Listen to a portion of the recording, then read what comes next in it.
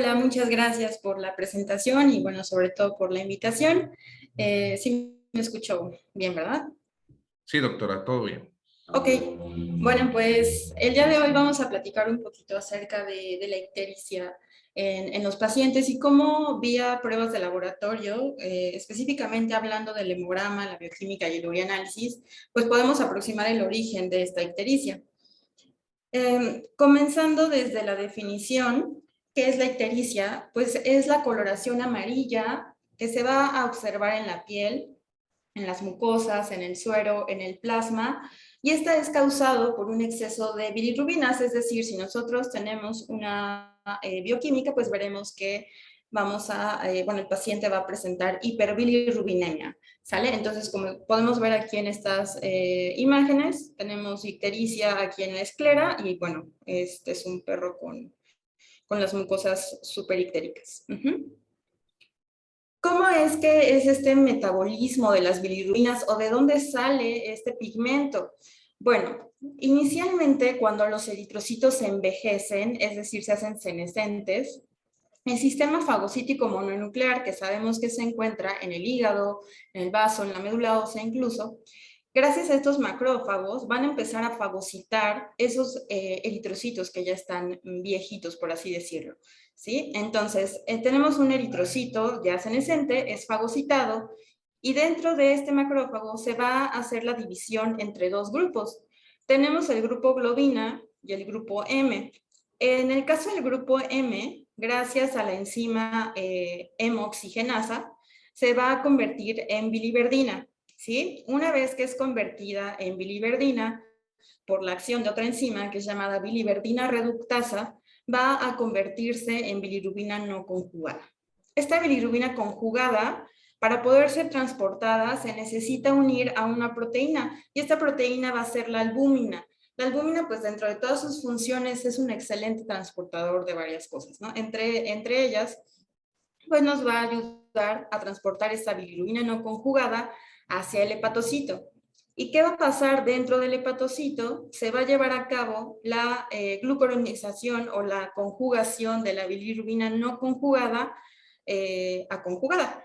Entonces, una vez que ya la albúmina lo lleva dentro del hepatocito, ya la albúmina se queda en el espacio, afuera, en el espacio extracelular, y la bilirrubina no conjugada ingresa al hepatocito, donde gracias al ácido glucurónico, pues se va a convertir en bilirrubina conjugada, que ya aquí la tenemos. Esta bilirrubina conjugada, en algún punto de ese camino, porque este video pues es muy resumido, perdón, va a pasar a intestino, y gracias a las bacterias que tenemos en el intestino, que están presentes en el intestino, van a salir varios pigmentos, por así decirlo. Uno de ellos es el urobilinógeno, que está aquí evidenciado como la UV, ¿sale? Este urobilinógeno en algún punto pasa a circulación enterohepática y regresa al hepatocito, ¿sí?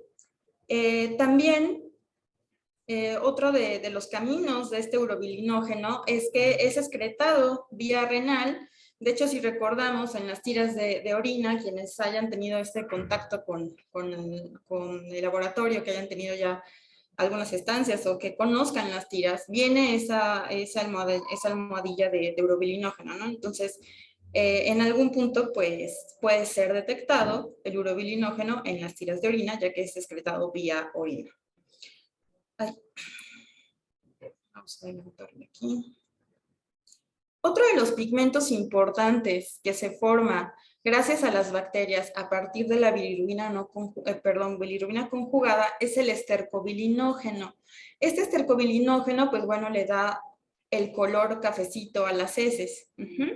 Entonces, bueno, este también viene de la degradación o de de la degradación de la bilirrubina conjugada.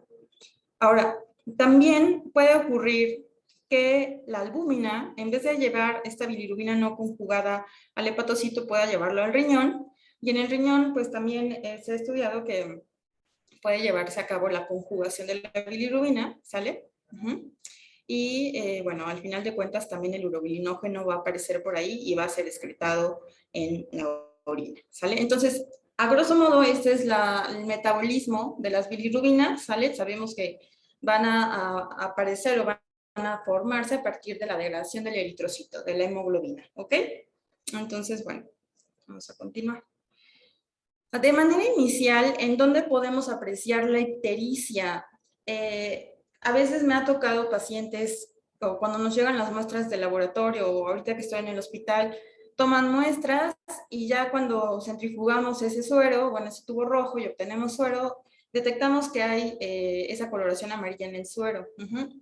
Y comentas con el clínico y a veces te llegan a decir, no, es que no tiene ictericia, entonces pues a lo mejor no la estamos viendo porque se requieren como de ciertas concentraciones para que el ojo humano pueda detectar esa coloración amarilla, pero bueno, nosotros en laboratorio podemos tener como esa ventaja de decir, ah, ok, está ictérico, ¿sale? Entonces, así desde que centrifugamos de hecho los capilares en el hemograma, pues podemos observar esta coloración amarilla. Déjenme poner mi puntero.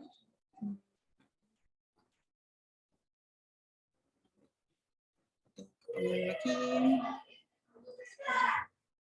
Ok, tenemos estos capilares y aquí podemos observar, bueno, en las partes del capilar tenemos la capa roja o el paquete rojo, la capa leucoplaquetaria y posteriormente en el plasma vemos esta coloración amarilla, ¿no? Que ya nos indica de ictericia. Si centrifugáramos un tubo, en este caso es un tubo verde que contiene heparina, pues también se ve más clara la ictericia y posteriormente ya en el suero, ¿no? Este es un tubo. La ictericia la podemos ver, o esta coloración amarilla, la vamos a ver en el suero a partir de 15 micromoles por litro. Entonces, cuando hacemos la determinación de bilirrubina y tenemos nuestro resultado, pues vamos a tener más de 15, 17, 20, ¿no? En el ojo, bueno, el ojo humano detecta en las mucosas rosas a partir de 45 micromoles. Entonces estamos hablando que sería a lo mejor una ictericia de 2 cruces en laboratorio para ya poderlo ver reflejado en el paciente. Usualmente, dentro de todos los sitios anatómicos en donde se llega a manifestar la ictericia, en la esclera es más fácil de reconocer, ¿no? O la podemos detectar primeramente ahí. En el caso de las bilirrubinas, en cuanto al umbral renal, su umbral renal es bajo, ¿sale? Sobre todo en los perros, por lo que si en la tira reactiva detectamos bilirrubinuria o hiperbilirrubinuria, en el caso de los machos, podemos sospechar que ese paciente va a tener ictericia, ¿no? Va a tener hiperbilirrubinemia. ¿Qué pasa con los gatos? En los gatos no, o sea, si ya estamos viendo bilirrubinuria, el paciente ya está ictérico. Entonces, en los perros sí podemos tener como esa ventaja o a lo mejor un poquito más de tiempo para detectar dónde se va a manifestar esa ictericia o de dónde viene, más bien cuál es el origen. Pero en los gatos, ya que estamos viendo bilirrubinuria, ya el paciente clínicamente está ictérico. Aquí tenemos algunas fotografías, vean aquí, a lo mejor no se llega a apreciar tanto por sus computadoras, bueno, se llega a ver aquí un ligero color amarillo en esta parte de la esclera, aquí en un gatito, que es el mismo gatito de aquí, está un poquito más ictérico, vemos aquí las mucosas e incluso la piel, ¿no? Está aquí en el sitio donde se realizó la venopunción, pues tenemos una piel de color amarillo. ¿Para qué nos sirve conocer todo el metabolismo de las bilirrubinas y todo eso? Para clasificarla fisiopatológicamente y poder conocer de dónde viene esa ictericia, ¿sale? Tenemos tres clasificaciones. Está la ictericia prehepática, que como su nombre lo indica, va a ser antes de pasar por el hígado. Por lo tanto, ¿cuál va a ser la causa de esta ictericia? La hemólisis. Va a haber un incremento en la producción de bilirrubina que sobrepasa la capacidad de excreción, ¿sale? ¿Se acuerdan de dónde venía la ictericia? De la fagocitosis por parte de los macrófagos del eritrocito. Entonces, si tenemos una hemólisis acelerada, pues vamos a generar bilirrubina, ¿sale? En este caso va a haber primero un predominio de la bilirrubina no conjugada y posteriormente va a pasar a conjugación, pero la realidad es que sobrepasa la capacidad de excretarse. Después tenemos a la ictericia hepática. Esto tiene que ver con algún problema en la absorción, en la conjugación o en la excreción por parte de los hepatocitos. Acuérdense que una vez que se une a la albúmina pasa al hepatocito. Entonces, si hay algún problema en el hepatocito, o en la tríada porta, ¿sale? Bueno, sobre todo en hepatocito, porque estamos hablando meramente hepático, pues vamos a tener ictericia de origen hepático. Y finalmente, la ictericia posthepática nos va a indicar que hay una obstrucción en la excreción biliar, ya sea intra o extrahepática o algún tipo de ruptura del tracto biliar. Estamos hablando en este punto de la vesícula biliar. Ok. Vamos a hablar de la ictericia prehepática, que ya habíamos comentado que se origina a partir de los eritrocitos. Hay muchísimas causas de ictericia prehepática, pero principalmente las vamos a asociar a un proceso de anemia hemolítica, sea inmunomediada o no, ¿sale? Dentro de la inmunomediada, pues puede ser intravascular, que posteriormente se vuelve extravascular, o las extravasculares, ¿sale? Hay algunos hemoparásitos como Babesia y Mycoplasma que de primera instancia el tipo de anemia es intravascular, pero bueno, está estudiado, está demostrado que en algún punto toda esa hemoglobina libre o todo ese pigmento pues pasa a ser conjugado posteriormente. También las anemias por daño oxidativo, estamos hablando de ingestión de ajo, de cebolla, acetaminofén, vitamina K, propilenglicol, ¿sale? Que van a formar, como ya lo vimos en la plática de la doctora Ara, estos cuerpos de Heinz, ¿vale? Que es un precipitado de hemoglobina que se queda en la periferia de ese eritrocito y bueno, posteriormente el sistema fagocítico mononuclear lo va a reconocer y lo va a fagocitar. Algunos envenenamientos como serpiente coral, picadura por abejas o arañas, causan anemia hemolítica inmunomediada, ¿sale? Y algunas microangiopatías, aunque en esta pues es más, pues más baja la posibilidad de que el paciente esté ictérico, a menos que ya haya otro mecanismo involucrado, ¿no? Que esté, por ejemplo, en el caso de manquiosarcoma, que ya tengamos una metástasis hacia hígado, ¿no?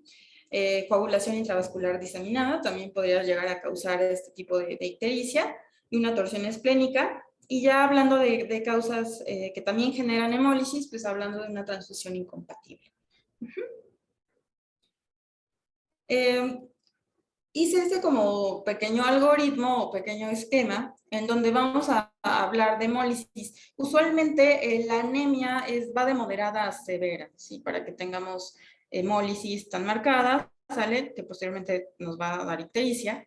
Y usualmente cuando son hemolíticas, las anemias tienden a ser regenerativas, es decir, vamos a tener más de 60 reticulocitos, dependiendo del grado de anemia, vamos a tener otros signos de regeneración, como los que ya vimos, bueno, ya vieron anteriormente, anisocitosis, policromasia, eritrocitos nucleares.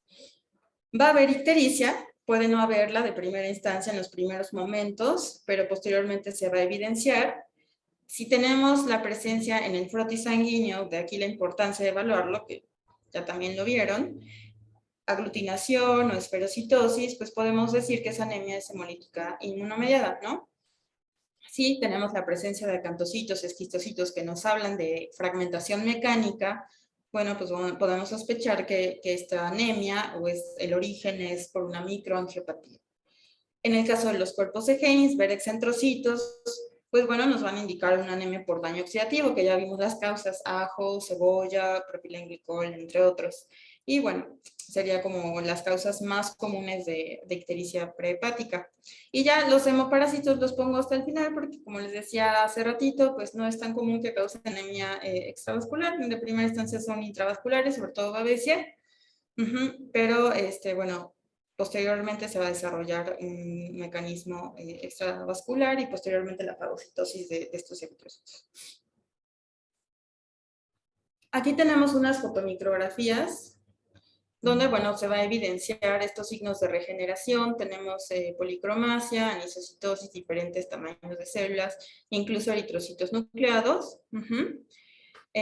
Aquí en esta otra fotomicrografía tenemos presencia de esferocitos, que son estos eritrocitos que han perdido su palidez central.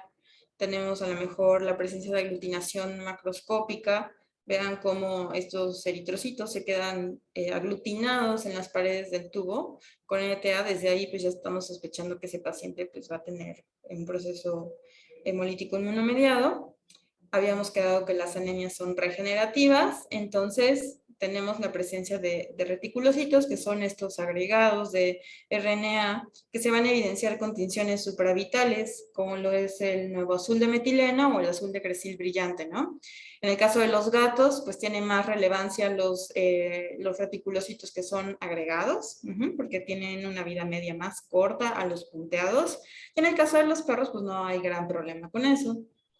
Incluso, bueno, esta fotomicrografía corresponde a esta muestra y ven cómo tenemos la aglutinación pues muy marcada.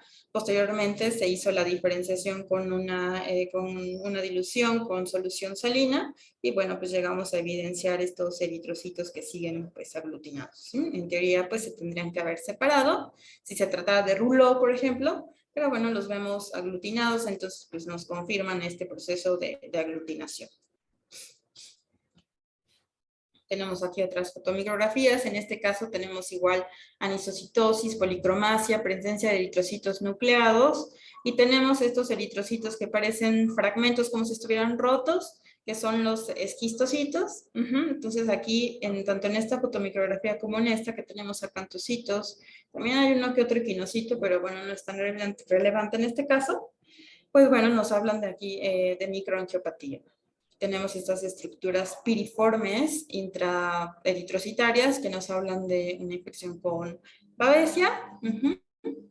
Y aquí en esta fotomicrografía apenas llega a ser perceptible, se ven estos como agregados o puntitos muy morados en la periferia del eritrocito que nos habla de micoplasma, ya sea hemocanis o hemofelis.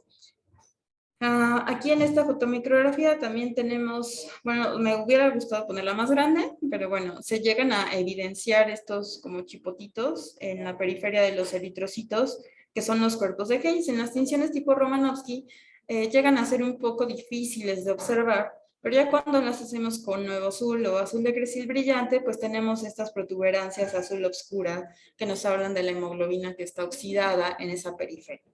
¿Vale? Entonces son todas las causas, o son algunos ejemplos de todas las causas que les mencioné a continuación. Bueno, perdón, hace ratito. Bueno, sí le hice un zoom. Entonces aquí, por ejemplo, en este eritrocito que está en el centro, pues es más evidente esta presencia del cuerpo de Heinz. ¿Qué vamos a encontrar en una bioquímica cuando estamos hablando de ictericia prehepática?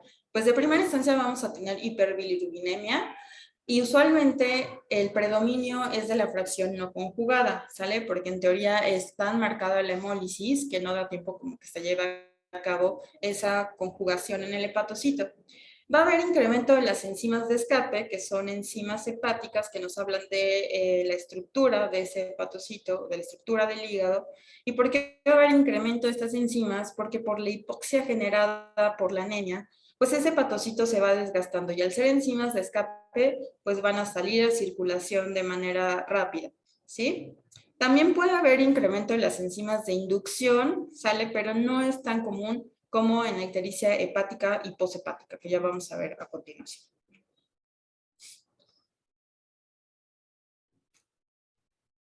Quería explicarles más o menos cómo se lleva a cabo esta liberación de las enzimas. Aquí tenemos un hepatocito y, bueno, la LT es una enzima citoplasmática. Se encuentra en el citoplasma de manera abundante en perros y gatos, es una enzima hepatoespecífica. Y la ST sí llega a estar presente en el citoplasma, pero es más común que esté dentro de la mitocondria. Entonces, ¿qué pasa cuando hay un daño hepático, por así decirlo, que está representado por este trueno? ¿Sale? Va a dañar a la membrana del hepatocito. Pues la LT, como es una enzima de escape, inmediatamente va a salir a circulación. Entonces, bueno, en este caso es la hipoxia quien está generando ese desgaste de la membrana del hepatocito. En el caso de la ST necesitaríamos un daño aún mayor, por eso el trueno como que se hace grandote, para que sea la mitocondria quien empiece a liberar esa enzima. Ahora, recordemos que la ST también está presente en mayor cantidad en el músculo. Entonces, aquí, pues bueno, para interpretar a lo mejor estos incrementos, tendríamos que volver a ver a la CK, que es la creatina sinasa, que está presente en el músculo. ¿Ok? Entonces, bueno, también va a estar elevada, pero dependiendo de esa severidad del daño. En el caso de las enzimas de inducción, pues tenemos a la fosfatasa alcalina. La fosfatasa alcalina puede estar en el hepatocito, pero también está en los conductos biliares. También la GGT, aquí en este video nada más sale la fosfatasa, pero también la GGT es más común que esté en conducto biliar, entre otros sitios anatómicos. Entonces, por inducción de algo, en este caso pongamos esteroides, ¿no? Se va a aumentar la fosfatasa, va a salir a circulación, va a favorecer ese aumento y bueno, podemos tener esos incrementos de fosfatasa alcalina. Y GGT más en gatos. ¿Qué vamos a encontrar en el ureanálisis en estos procesos prehepáticos? Primero, en el examen físico vamos a tener bien presente el color. Usualmente cuando tenemos anemia hemolítica, ya sea por cualquiera de las causas que les presenté a continuación, la orina es demasiado amarilla. En algún punto puede estar incluso como color naranja, porque hay hemólisis, bueno, hay hemoglobina, ya hay bilirrubina, entonces sí es bien importante el color. Desde ahí ya estamos como detectando que, pues bueno, sí es un proceso hemolítico. En el caso del examen físico que vamos a ver en la tira, suele dificultarse un poco por el color tan intenso de las orinas, ¿no? Entonces, de todas maneras llegan a marcar bilirrubinuria, hemoglobinuria, y en algunos casos llega a marcar urobilinógeno. También no es tan común, yo podría decir que no lo he visto más que una vez en una anemia hemolítica mediada. Entonces, bueno, pero son análitos o mesurandos que pues hay que tomar en cuenta, que podemos encontrar en este tipo de ictericia. En el examen microscópico podemos encontrar cristales de bilirrubina y pues la realidad es que no hay más, ¿no? En algunos casos se llega a ver como en el fondo, en el microscopio, pues ese color rojo intenso, pues que nos habla de que hay hemoglobina o incluso naranjita, que hay la presencia de las dos. Ven, estos son una fotomicrografía de los cristales de bilirrubina que se llegan a evidenciar. Vamos a hablar ya ahora de la ictericia hepática y de la poshepática. La ictericia hepática está sucediendo directamente en el hígado. Sí, ya hay muchísimas causas, tanto para perros como para gatos.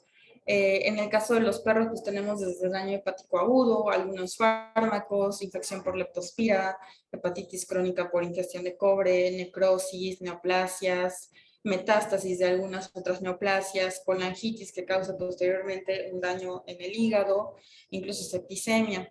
Y en el caso de los gatos, pues dentro de las causas más comunes se encuentra lipidosis hepática, aquellos gatillos que dejan de comer porque se sienten mal, pues empiezan a generar esa ictericia.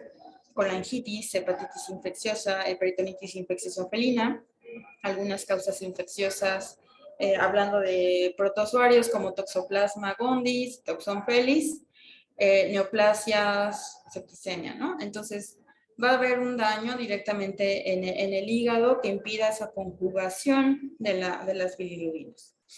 Me voy a pasar a la ictericia poshepática, ya que los cambios en hemograma, bioquímica y ureanálisis son similares. Cuando hablamos de ictericia poshepática, estamos hablando de algo en la vesícula biliar.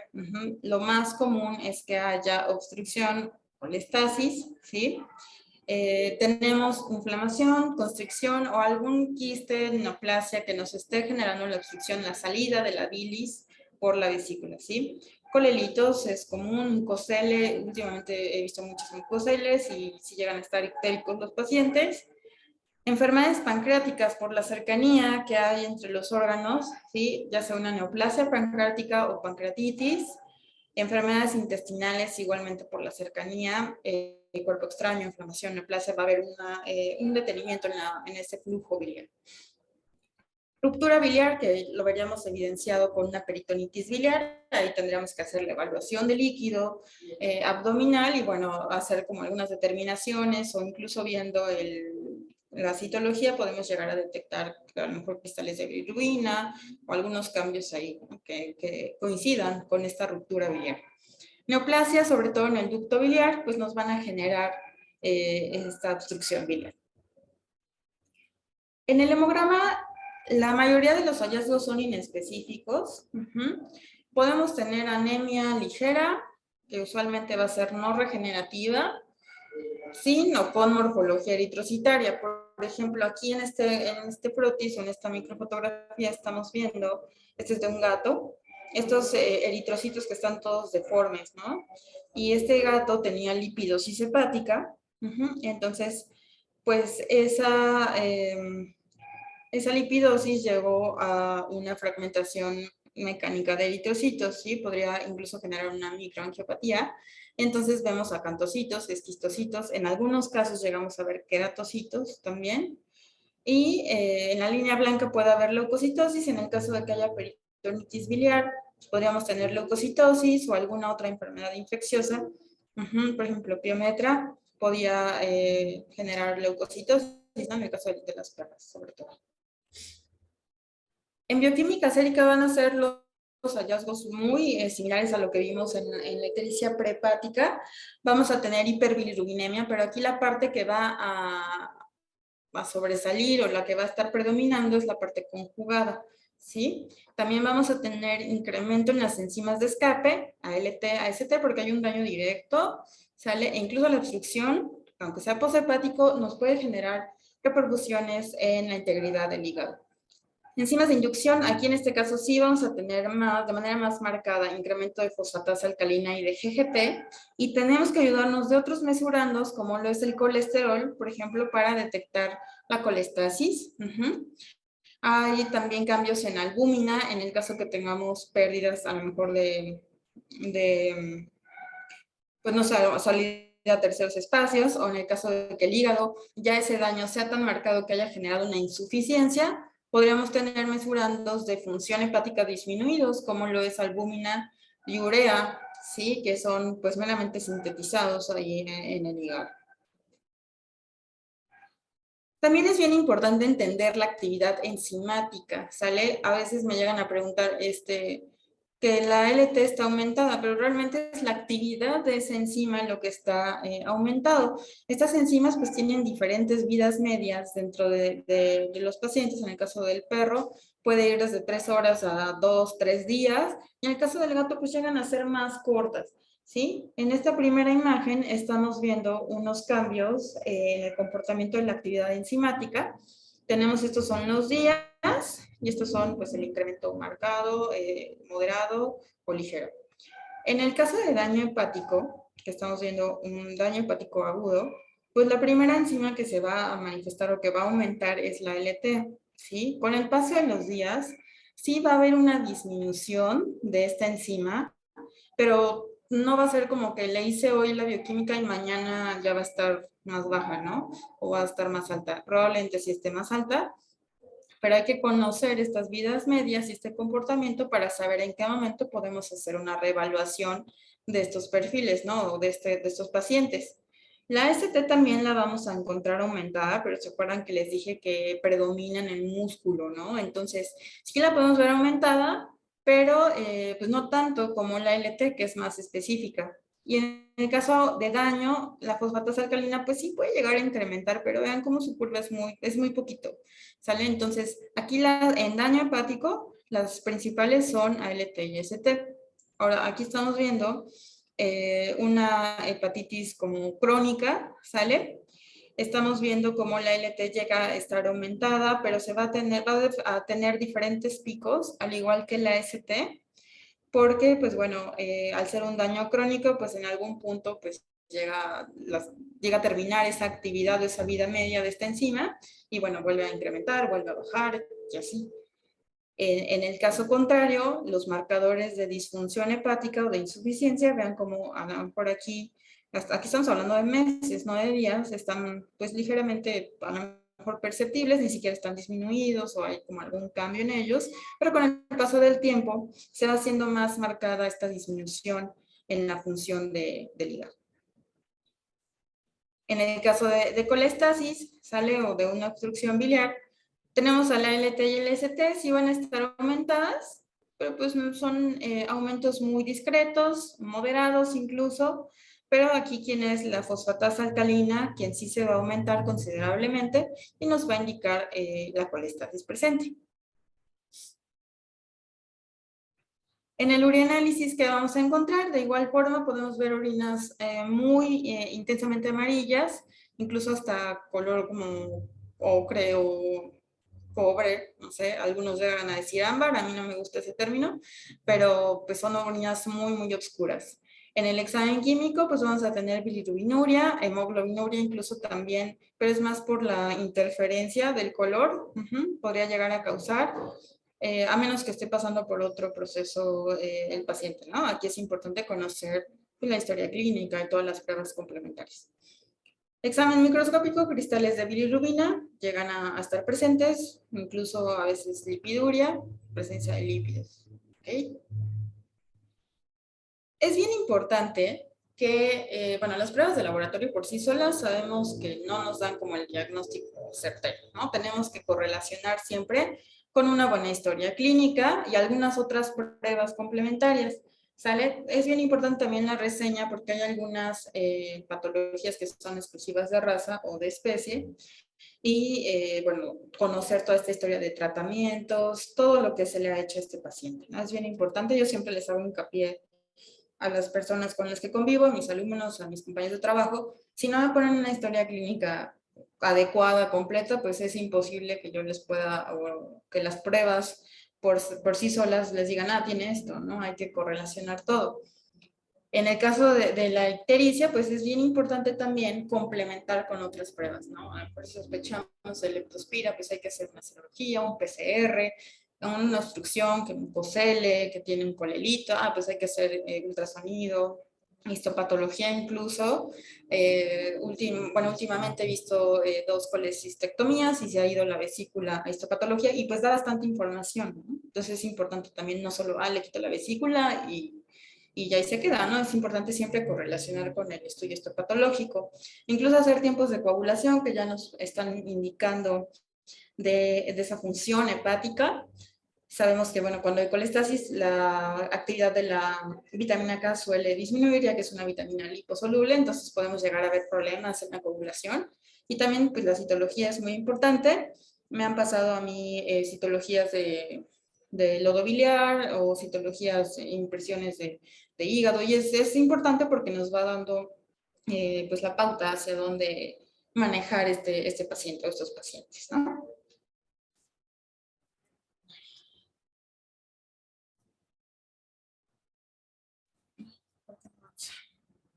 Ok, vamos a ver unos casos clínicos, nada más para ejemplificar algunas causas de prehepática, hepática y poshepática. El primero es una schnauzer de 13 años hembra, nos refieren a una historia pues no tan completa, depresión, postración y mucosas pálidas y no saben qué tratamiento. Estamos viendo la línea roja, a ver si puedo ver. En la línea roja pues tenemos una anemia, bueno, hay una anemia marcada, anemia severa, con base en los índices eritrocitarios, pues es macrocítica hipocrómica, no regenerativa, en este caso aquí no hay una respuesta regenerativa, hay trombocitopenia. En el caso del leucograma tenemos leucocitosis, neutrofilia y parece que ya nada más. Volteamos a ver la morfología eritrocitaria y pues hay signos de regeneración, anisocitosis, policromasia pero escasas. Se hizo una prueba de solución salina donde se evidenció aglutinación y hay presencia de esferocitos una cruz. Eritrocitos nucleados, que también serían un signo de regeneración, no están presentes en elevada cantidad, y la perrita o el paciente tiene ictericia de 2 cruces. Entonces, bueno, ya con base en esto se diagnosticó o se dio a entender que era una anemia hemolítica inmunomediada. Se realizó una bioquímica en donde pues tenía cambios muy discretos, tenía hiperazotemia prerrenal, tenemos un incremento de la urea, la creatinina está normal, hay hiperbilirrubinemia, y aquí el predominio es de la conjugada, ¿sale? Aunque es un proceso hemolítico inmunomediado, pero ya es predominio en la conjugada, lo que les decía hace rato, aunque el problema sea que hay una hemólisis muy marcada, pues en algún punto el hígado empieza a responder y se empieza a conjugar esa bilirrubina. Tenemos incremento de ALT del doble, pues esto nos puede hablar de hipoxia, igual de AST, No se le midió seca a esta paciente, pero lo más seguro es que esta AST también tenga influencia muscular. Y bueno, aquí sí tenemos incremento en la fosfatasa alcalina, que habíamos quedado que sí podría estar aumentado, pero bueno, al ser un perro hay que descartar que también tenga participación de la isoforma esteroidea. Otros cambios poco relevantes, tenemos hipocaliemia, pero pues bueno, la paciente ya ahondando en la historia clínica nos comentaron que tenía más de 2 semanas de no ingerir alimento o comer muy poquito. Entonces, bueno, pues aquí estamos viendo un caso de anemia hemolítica inmunomediada. Si tenemos hiperbilirubinemia, en este caso de la conjugada, perdón, la ictericia nos habían referido de 2 cruces y bueno, ya lo estamos evidenciando con estos incrementos tan marcados de bilirrubina.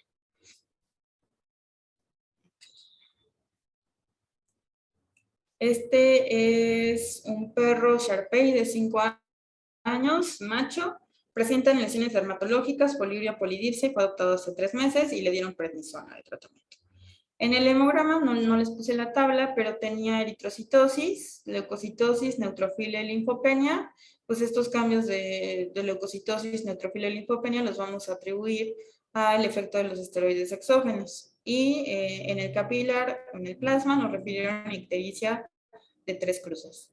Se realizó la bioquímica, tenemos un daño renal, una hiperazotemia renal muy marcada, hay hipercolesterolemia, tenemos las enzimas pancreáticas pues bastante aumentadas, aunque sí está disminuida la tasa de filtración glomerular, pero bueno, ya una lipasa de 1600 pues sí es de considerar. Tenemos hiperbilirubinemia muy marcada, ¿sale? El predominio es de la conjugada, entonces aquí podemos decir que es una ictericia hepática o poshepática, no lo sabemos aún porque no tenemos imagenología. Y en este caso, pues tenemos incremento tanto de las enzimas de estructura como de las enzimas de inducción. Tenemos un incremento de LT, de ST, incremento marcadísimo de fosfatasa. Aquí pues sí le estaban dando prednisona, pero pues la ictericia también nos habla de que hay un proceso poshepático, ¿no? Colestasis. De ahí en fuera, pues tenemos la hiperfosforemia, que también es por disminución en la tasa. Vean esta hiperesotemia tan marcada. E hipercalcemia, que en este caso pues sí podría estar asociado a la parte renal, pero pues bueno, habría que descartar otras causas. Ese paciente falleció, ¿sale? Y en la necropsia pues se descubrió que tenía depósitos de amiloide. Entonces ese amiloide pues estaba distribuido en todos los órganos, dentro de ellos el hígado, la vesícula, y pues bueno, el diagnóstico de este paciente fue amiloidosis. Aquí tenemos un gato mexicano doméstico, 2 años. Fumigaron en su casa hace una semana. No conocen si pudo haber ingerido esos, pues, lo que ocupan para fumigar, se me fue la palabra. Depresión desde hace 4 días, debilidad, anorexia. Ya saben que los gatos pues llegan a ser un poco, pues, discretos en cuanto a la evidencia de sus signos clínicos o de su padecimiento. Tenemos una condición corporal 2 de 5, dolor y distensión abdominal. En el hemograma, pues tenemos la presencia de trombocitopenia, que puede ser aquí influenciada porque tenía acúmulos plaquetarios, de una cruz refieren, pero bueno, habría que reevaluar, ¿no? A ver si realmente es una trombocitopenia o fue algo del manejo de la muestra. También está evidenciando este paciente linfopenia, la vamos a asociar a estrés y pues parece que pudiera tener anemia o la va a desarrollar en algún punto, necesitamos el seguimiento.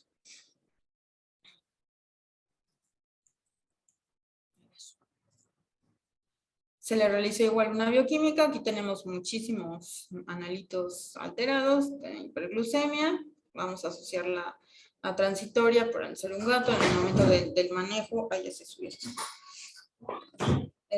Tenemos daño renal, urea y creatinina están aumentados, hipercolesterolemia, hipertrigliceridemia, que esto puede ser por la anorexia, son trastornos de anorexia, después se evidenció que sí tenía anorexia. Incremento muy marcado, tenemos hiperbilirubinemia con predominio de la conjugada, vean este incremento tan marcado, hiperamilasemia, aumento de ALT, de ST y de fosfatasa alcalina, pero también de GGT. Entonces aquí, en el caso de los gatos, es bien importante diferenciar.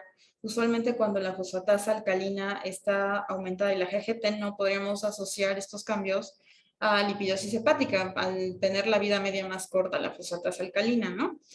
Pero en este caso que ya tenemos GGT muy aumentada, tenemos 52 unidades por litro, pues ya estamos hablando de una colangiopatopatía en este gato.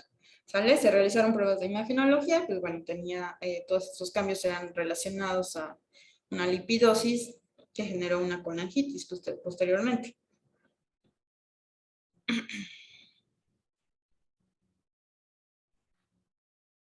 El número 4 es una schnauzer de 8 años hembra. Nos refieren a anorexia y depresión. Hace 2 días ingirió cebolla. Sus propietarios le dieron un caldito un consomé de barbacoa. Disminución en la actividad física, mucosas pálidas, soplo, dolor ligero a la palpación. En el hemograma, pues se ha evidenciado una anemia ligera. Aparentemente es regenerativa. Tenemos 100 reticulocitos. Nos vamos a ver la morfología eritrocitaria y tenemos la presencia de cuerpos de Heinz de 2 cruces. Entonces, pues ya desde que la historia clínica que ingirió cebolla, pues ya podemos orientar a que probablemente tenga un daño oxidativo. Entonces, bueno, ya lo evidenciamos con los cuerpos de Heinz y esta paciente pues estaba ictérica, ligeramente, pero estaba ictérica. Entonces, pues bueno, en este caso es una ictericia prehepática por hemólisis. El último caso, me parece, es un mastín español de 8 años hembra. Presenta anorexia, depresión, postración, vómito, melena, lengua ulcerada y tiene líquido libre en abdomen. De igual forma, se realizó un hemograma y una bioquímica. En el hemograma tenemos anemia ligera, no regenerativa, trombocitopenia y una leucocitosis sumamente marcada. ¿Sí? Tenemos un proceso inflamatorio crónico probablemente localizado. Por ese líquido libre en abdomen, habría que evaluar el líquido, que sí se evaluó, y les digo que fue una peritonitis pues marcada, ¿sí? Tenemos aquí hiperlipidemia, las enzimas pancreáticas muy aumentadas sin evidencia de disminución en la tasa de filtración, hiperbilirrubinemia con predominio de la conjugada, ALT, AST y fosfatasa están aumentadas, ¿sale? Pero pues muy poquito, ALT y AST, puede ser hipoxia o puede ser algún proceso, incluso la peritonitis que evidenciaba, ¿sale? Un incremento de fosfatasa alcalina pues muy marcado, ¿sí? Nos está hablando de colestasis, tenemos ictericia de 3 cruces, y bueno, resultó que esta paciente pues tenía piometra y se le... el útero, pues bueno, se rompió y tenemos un derrame por piometra, ¿no? Entonces, sí hay acantocitos y esquitocitos, pero en este caso no se evidenciaron otras causas en hígado como, o en vaso, como sospechando de angiosarcoma. Probablemente por la trombocitopenia podría estar generando una coagulación intravascular diseminada. No lo sabremos porque, bueno, la paciente falleció al momento de la cirugía. Y pues bueno, por mi parte sería todo. Agradezco la paciencia y pues las ganas de estar aquí presentes en estas jornadas, que la verdad estuvieron muy buenas. Y nada más para finalizar, les dejo esta pregunta, que está un poquito difícil de contestar, ¿no? Entonces ahí me dicen en el chat que eligen, ¿no? Y pues bueno, muchas gracias.